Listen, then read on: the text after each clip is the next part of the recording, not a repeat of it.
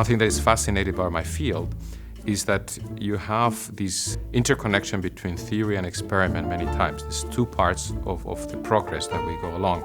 And this is very similar to what I like to call a scientific tango. This tango is within one field, experiment and theory. Imagine now that we create a very complex tango of many fields coming together. This, I think, will be the next revolution in how we do science, if we can actually do it well. Jairo Sinova is one of the leading researchers in theoretical solid-state physics.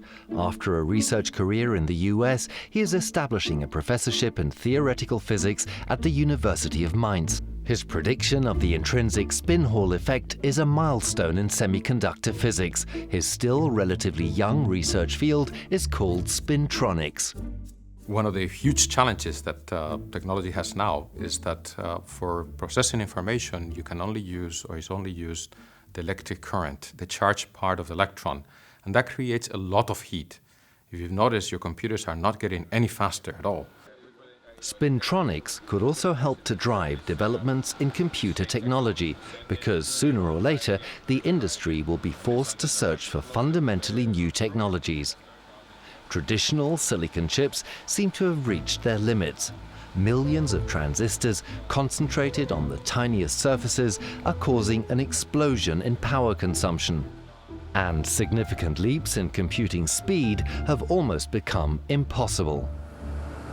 To solve these problems, what we're attempting to do is to try to research novel phenomena that can bring together the computational aspects and the storage aspects at the same time.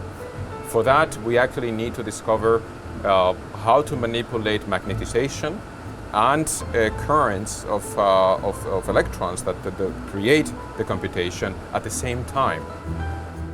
Because electrons can do more than just transport their electrical charge. They have another property which has hardly been used so far. Electrons have a spin.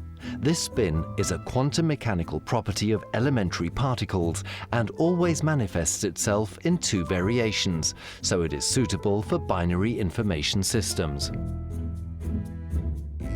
When you think about spins of electrons, the best picture that we can give a spinning top or a little sphere that is spinning on itself, kind of like the Earth itself, and that creates a property of magnetic materials, which is very important. That's the key property utilized for magnetic memories, which are used to store all your information.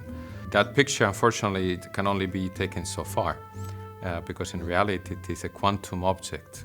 It's an object that is only up, only down. It's not like a spinning that you can accelerate the spin or slow down the spin. Somehow it's only spinning one velocity or the other very fast, and in a way that is fuzzed out. So that's the quantum mechanics part of it that all together create this collective behavior of quantum mechanics that gives you magnetism.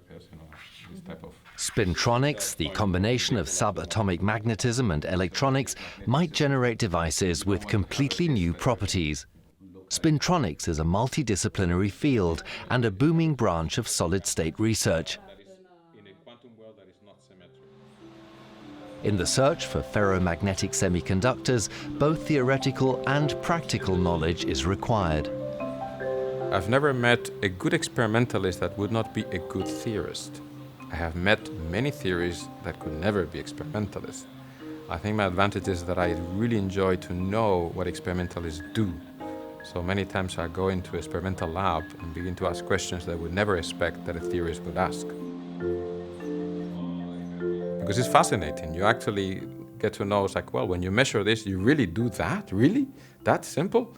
Well, it turns out when we do our physics in the theoretical part, it's very similar. It's that lack of communication that they don't say, oh, you really, that's what you meant?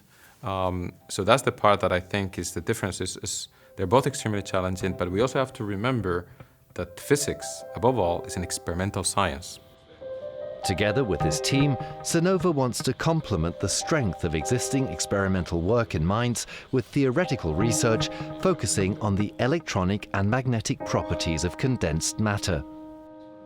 To do so, he integrates vastly different disciplines such as chemistry, biology, and materials science.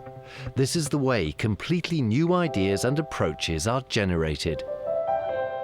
but I like to collaborate with many different people. I have some expertise that I can bring to the table, but I knew that very early on in my career that a we will be more powerful than an I.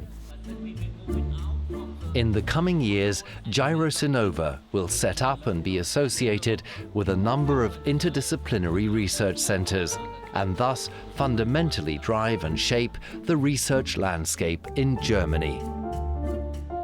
Basic science is actually very well respected and very well invested upon. It's not a question that has an impact on society. Many people that have PhDs in physics, when they go out in the world, they have critical problem solvers that can bring many things together. So that's very much appreciated in Germany, and that's something that creates a very nice atmosphere.